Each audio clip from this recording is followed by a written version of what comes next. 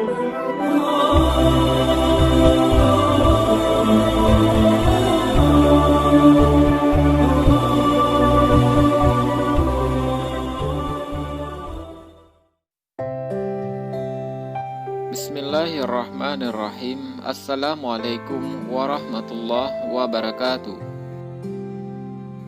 Di video kali ini kita akan membahas kisah Imam Malik dan sekelompok santri malas yang menjadi ulama terkemuka.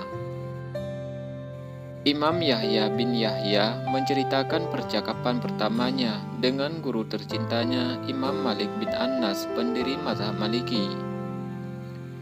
Ia mengisahkan percakapan pertamanya dengan Imam Malik radhiyallahu an yang memberikan kesan bagi perjalanan intelektualnya. Namun sebelum lanjut, jangan lupa sukai video ini, komen dan berlangganan channel ini agar bermanfaat bagi semua. Imam Yahya bin Yahya yang wafat pada tahun 848 Masehi adalah ulama asal Andalusia yang berguru kepada Imam Malik di Madinah. Ia kemudian membawa dan mengembangkan mazhab Maliki di Andalusia. Ia juga periwayat kitab Al-Muwatta karya Imam Malik radhiyallahu an. Ia juga merupakan ulama besar generasi awal mazhab Maliki.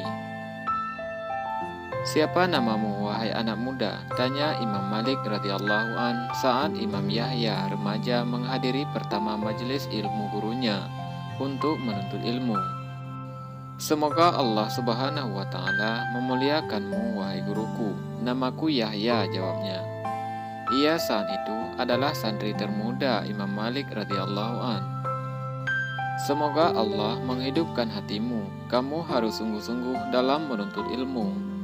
Aku akan menceritakan kepadamu sebuah kisah yang dapat membakar semangatmu dalam menuntut ilmu dan mengalihkan perhatianmu dari aktivitas yang lainnya," kata Imam Malik. Kemudian Imam Malik radhiyallahu an memulai kisahnya. Suatu hari, seorang remaja asal negeri Syam tiba di kota Madinah. "Kurang lebih seusia denganmu, ia menuntut ilmu kepada kami dengan giat dan sungguh-sungguh. Dalam usia yang begitu belia, Allah memanggilnya. Ia wafat. Aku belum pernah melihat kondisi jenazah yang begitu eloknya di kota Madinah ini. Almarhum tidak lain adalah salah seorang wali Allah." Ulama Madinah berkumpul untuk mensalatkan jenazahnya. Masyarakat pun ikut berduyun untuk mengantarkan jenazahnya ke pemakaman. Ketika tahu akan antusias dan penghormatan ulama dan masyarakat yang begitu besar, Gubernur Madinah menahan pelaksanaan salat jenazahnya. "Pilihlah orang yang paling kalian suka," perintah gubernur. Ulama Madinah mengajukan nama Imam Rabi'ah, Zaid bin Aslam, Yahya bin Sa'id, Ibnu Syihab, termasuk ulama yang paling dekat dengan mereka, yaitu Muhammad ibnu Munkadir, Safwan bin Salim, Abu Hazim, dan ulama termukaka lainnya.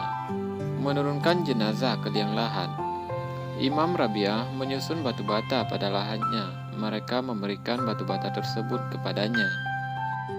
3 hari setelah pemakamannya, salah seorang yang terkenal sebagai wali Allah di kota Madinah, kata Imam Malik kepada Yahya remaja, bermimpi melihat almarhum sebagai remaja yang berpenampilan dan berpakaian putih elok sekali.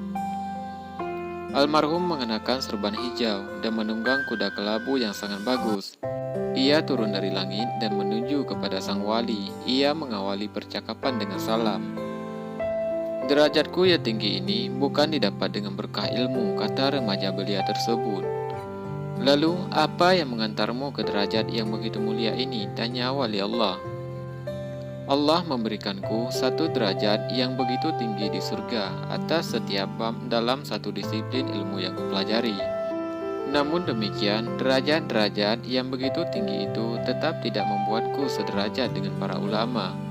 Tetapi Allah yang maha pemurah berkata kepada malaikat, 'Tambahkan derajat itu kepada ahli waris para nabiku. Aku telah menetapkan dalam diriku bahwa siapa saja yang wafat dalam kondisi memahami sunnahku dan sunnah para nabiku, ataupun dalam keadaan menuntut ilmu terkait dengannya, niscaya kumpulkan mereka dalam satu derajat yang sama.' Allah Subhanahu wa Ta'ala menganugerahkan kepadaku hingga aku meraih derajat para ulama. Aku dan Rasulullah hanya terpaut 2 derajat. Pertama adalah derajat di mana ia bersama para nabi tinggal. Yang kedua adalah derajat para sahabat Nabi Shallallahu Alaihi Wasallam dan sahabat para nabi yang menjadi pengikut nabi di zamannya masing-masing. Di bawah itu adalah derajat ulama dan derajat para santri mereka. Allah Subhanahu wa Ta'ala menjalankanku hingga ke tengah halakah mereka. Mereka menyambut dengan antusias. Marhaban, marhaban, kata mereka. Bagaimana Allah memberikan tambahan derajatnya untukmu? Tanya wali Allah. Aku berjanji untuk mengumpulkanku bersama para nabi, sebagaimana kusaksikan mereka pada rombongan yang sama. Aku bersama mereka hingga hari kiamat tiba. Bila hari kiamat yang dijanjikan tiba, Allah Subhanahu wa Ta'ala berkata, "Wahai sekalian ulama, inilah surgaku. Kuizinkan surga ini untuk kalian. Inilah ridhaku. Aku telah meridha kalian. Jangan kalian masuk surga terlebih dahulu sebelum berdiam untuk memberikan syafaat kepada siapa saja yang kalian kehendaki. Aku juga memberikan mandat agar kalian memberikan syafaat kepada mereka yang meminta syafaat kalian agar aku dapat memperlihatkan kepada semua hambaku betapa tinggi kemuliaan dan kedudukan kalian," jawab remaja tersebut. Ketika pagi hari, orang yang dikenal wali Allah ini terjaga. Ia menceritakan mimpinya hingga akhirnya kabar tersebut menyebar ke seluruh kota Madinah.